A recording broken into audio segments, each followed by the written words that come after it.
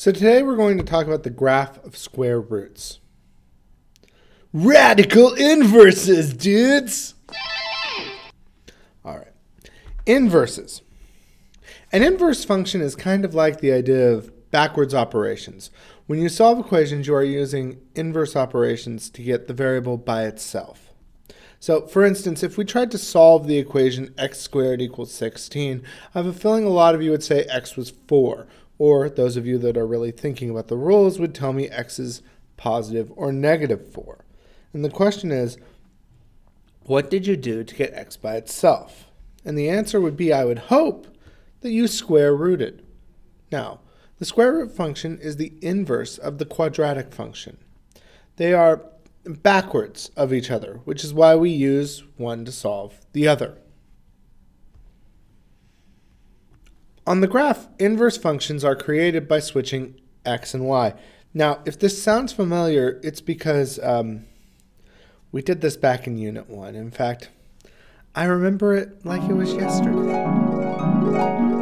Here I am on the math site, going to the first 6 weeks. Let's look. Oh, look, inverse function notes. Let's look at that.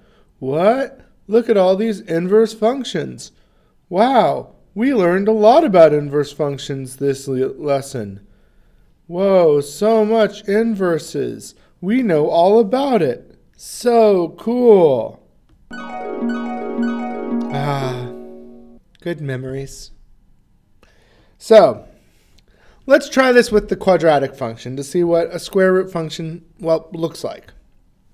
So,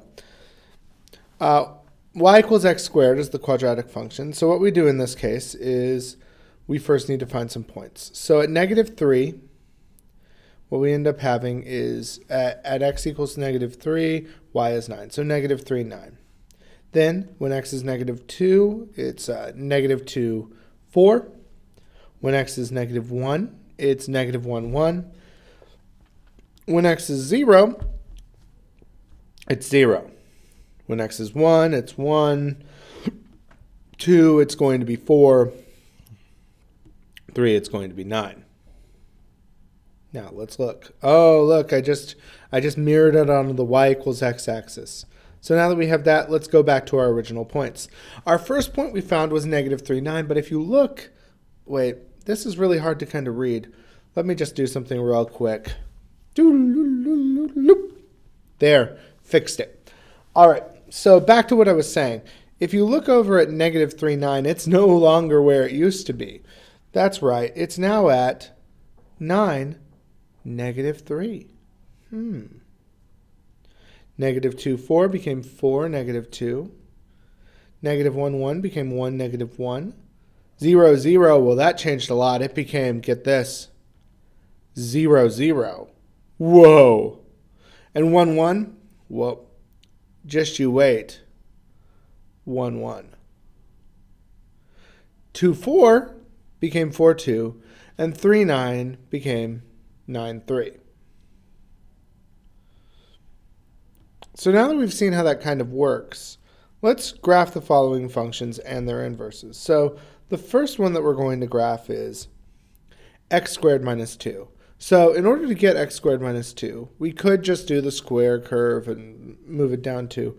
But I'm going to start by getting a few points. So we have 0, negative 2, negative 2, 2, and 2, 2.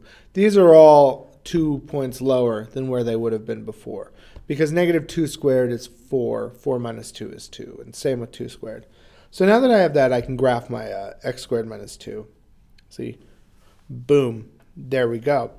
Now, here's the thing. I need some new points. So I'm going to start with 0, negative 2. I'm going to move that to its inverse. So 0, negative 2 becomes negative 2, 0. Now I'm going to move that blue one up there, negative 2, 2. That's going to switch from being negative 2, 2 to, in fact, to negative 2. Now for the really weird one, that 2, 2, it's going to really change. It goes from 2, 2 to, well, 2, 2. And then it gets its inverse, which is 2, 2. So, there we go. That's the function and its inverse. Now notice, we're going to get into this in a little bit, but is that inverse a function as well? Just something to think about. Okay, so now let's graph the following function and its inverse with this one. It says negative 1/2 x cubed. So I'm going to start with 0, and when x is 0, y is 0. Now I'm going to plug in 2. So 2 cubed is 8, but negative half of 8 is going to be negative 4. So we have 2 negative 4, which also means that negative 2 is going to become positive 4. Now that I have these 3 points, I can go, boom. There we go. That's our graph. Now we're going to move some stuff around. So the first one I want to move is that sweet, sweet center, which, oh, it didn't move at all because 0, 0 when I switch the x and y is still 0, 0. Now let's talk about 2, negative 4. That's going to move all the way to negative 4, 2. And negative 2, 4 is going to move to 4, negative 2, which means our graph ends up looking like boom. There we go. Okay, so now that we've talked about these, we're going to start talking about something else, which is transformations. So, transformations.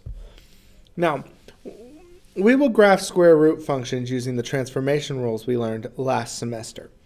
The parent function of a square root function is at y equals the square root of x, and its graph looks like this.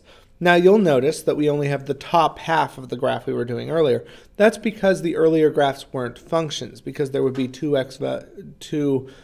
y values for an x. And so because of that, it didn't work. Now, its graph ends up looking like this, so we only take the top half. Let's talk about just for the parent function, the domain is going to be bracket 0 to infinity, because it does actually touch 0. And the range, it once again does touch 0, so it's going to be bracket 0 to infinity. Notice the range is only once again the top half, so it only goes from where basically the vertex of the parabola would have been. Okay, so now we're going to graph the radical function. By the way, radical just means a square root or a cube root, any sort of root. We call those radical. Okay, so we are going to state the domain and range as well. So if I wanted to graph this radical function, I'd just start with the basic square root of x right there. But is this the full graph? No, because I'm not taking into account the plus 2. So now that I've taken that into account, we move up 2. That's all that we had to do, which means, guess what? We're done. So now let's state the domain and range. The domain is going to be bracket 0 to infinity, because I didn't move left or right. It still starts at 0. But the range is now starting at 2. So it's going to be bracket 2 to infinity. All right, so we did that one. It was super easy, super sweet. We all feel great about it, which is why we're going to move on to something just as easy, and that's this one right here. Pretty much exactly that. Oh, that is a little harder. So we start out with, notice, our parent function would actually, in this case, not be the square root, but the cube root, which looks something like this. This is the cube root of x. So let's look at some of the things that we have to do. So the first thing we're going to notice is the plus 3, which is going to move us up 3.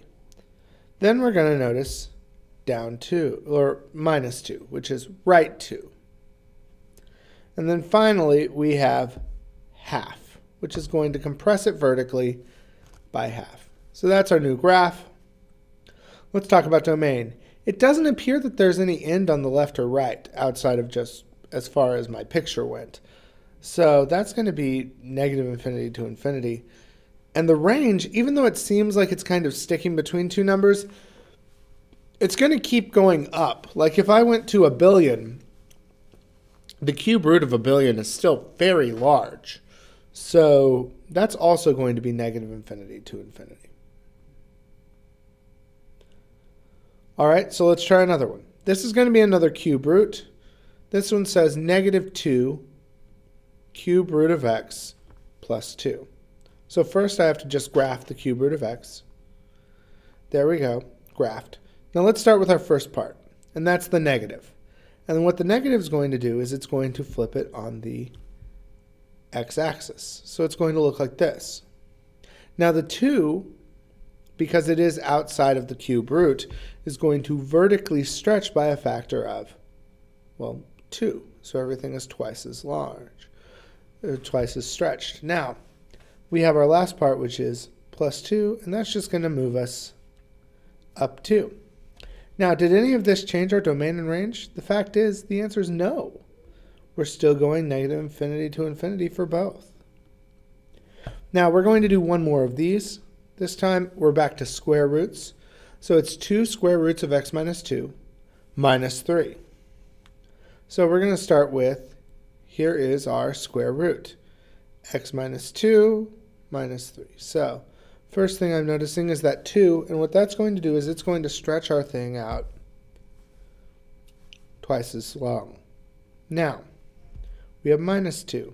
That's going to move us 2 to the right. And finally, minus 3 brings us 3 down. So now let's talk about our domain. If you look, our domain starts at 2. It doesn't start at 0 anymore. So our domain is 2 to infinity. But the 2 is still a bracket because it does touch there. And our range is going to be our lowest point, which in this case is negative 3 to infinity. All right, so now that we've done that, we're going to sketch the graph of the transformation and write the equation to describe each new function. Now, if you look over to the right, what I have is basically the version of the equation as it is currently written. So we started out with it being y equals the square root of x. Now, this asks us to translate the graph down 4 and left 3 units. So let's start with down 4. Down 4 means, well, this. And what it does to our equation is, because it's going down 4, that's going to be outside of the square root. So it's going to say square root of x minus 4. Then we have left 3. So that's going to move, well, left 3. And remember, that ends up being plus 3 inside, because left and right move opposite what you expect. Meaning our final equation is y equals the square root of x plus 3 minus 4. All right, so now we're going to do this with the cube root. We're going to stretch vertically by a factor of 3 and reflect over the x-axis. So first we're going to stretch vertically by a factor of 3. That's going to look like this. Now, what that does, because it's a stretch vertically, is that 3 is going to be outside of the equation, outside of the cube root. So it's going to be 3 cube roots of x. Now we're going to reflect over the x-axis. That means it suddenly looks the opposite direction. Now, because we're reflecting over the x-axis, that's also going outside of the cube root, meaning we now have negative 3 cube roots of x. And that's our equation right there. All right, for this next section, what we're going to do is we're going to describe how each graph represented by f of x would be transformed to create the graph represented by g of x. Notice, there are no actual graphs here. We just have to somehow know what the graphs would look like by looking at our equation. So what we're really looking for here is what is different. Notice, I'm not saying how is g of x transformed from the parent function. It's how is it transformed from the function right above it. So notice, originally we had the square root of x plus 2. And on g of x, we have the square root of x plus 2 plus 5. So x plus 2 is not going to tell us that we're moving 2 to the left, because that was already there. The only thing that's actually changed is plus 5, which, as we hopefully know, means up 5. And that's all that's changed. So let's try another one. So this one is the cubed root of x minus 1, and our g of x is going to be 4 cubed roots of x plus 2 minus 6. So we're going to just take this step by step. The first thing that's changed on g of x is we have this 4 outside. That wasn't there originally. So that 4 is going to be a because it's outside, it's a vertical, and because it's larger than 1, it is a stretch by 4, a vertical stretch by 4. Now the second thing we have here is this plus 2. Now you might go, that means left 2, except for one thing. We didn't start out at x. We started out at x minus 1, meaning we're actually starting right 1. So to move all the way to left 2, we're not just moving 2, we're moving 3 to the left. And finally, we have this minus 6 right here. That minus 6 just means down 6. All right, so now we're going to write an equation for each function by describing the transformation. Let's retry that. We're going to write an equation for each function by transforming the equation as described. So y equals the square root of x. Now that is going to be translated right 8 up 2. So let's start with right 8. Okay, if we're going right 8, that's going to be inside the square root. And because we're moving right, rather than adding, we're going to subtract 8. And now we're moving up 2, which goes outside, and that's just a plus 2. There we go. Let's try another one. So we're going to transform y equals 2 square roots of x by reflecting it over the y-axis and then down 4. So to reflect over the y-axis, reflecting over the y-axis means that it's actually going to be a horizontal flip, not a vertical one. And horizontal things are inside that square root. So a reflection inside the square root means that x becomes negative x. Now you may go, we can't square root a negative. Those are imaginary numbers, but we can square root the negative of negative numbers. So it would be on the left side of the equation. Now the other part is down 4. Down 4 goes outside of the square root, and it's just minus 4. Okay, so let's try this one. This is the cube root of x. We're translating left 1 and stretch vertically by 4.